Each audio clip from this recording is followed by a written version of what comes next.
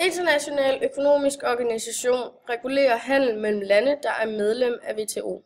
WTO regulerer de mellemstatslige relationer, men har ikke indflydelse på national lovgivning. Alle medlemslande forpligter sig til at importere og eksportere varer på reel og retfærdig vis, uden at diskriminere enkelte lande. Ideen bag er at nedsætte told for industrivarer, der gør, at lande får bedre mulighed for at eksportere varer.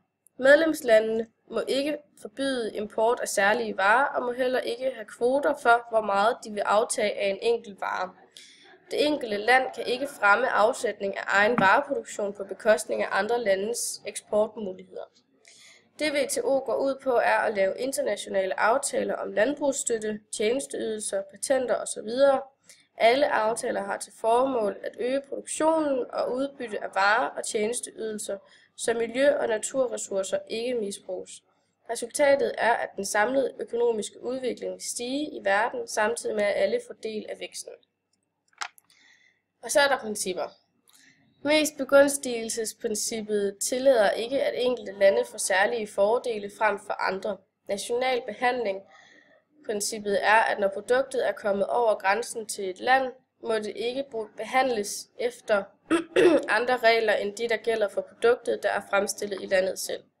Princippet om lige produkter er, at to produkter, der er fysisk ens, skal også behandles ens. Princippet om gennemsigtighed går ud på, at beskyttelse af hjemlig industri kun bør ske gennem toldsatser og ikke gennem importforbud, kvoter eller tekniske handelshindringer. Doha-forhandlingerne er nogle forhandlinger, hvis mål er at opnå større reform af det internationale handelssystem, og dette vil de gøre ved blandt andet at skære på importskatterne på alt fra hvede til tøj.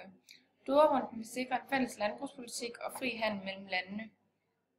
Og forhandlingerne har været i gang siden 2001 og har været præget af uenigheder primært mellem USA, Indien og Kina. Uenighederne drejer sig om, at USA til gengæld for at sænke tolden på sine landbrugsvarer, så vil de have bedre adgang til at sælge ris på det indiske marked og bomuld på det kinesiske marked.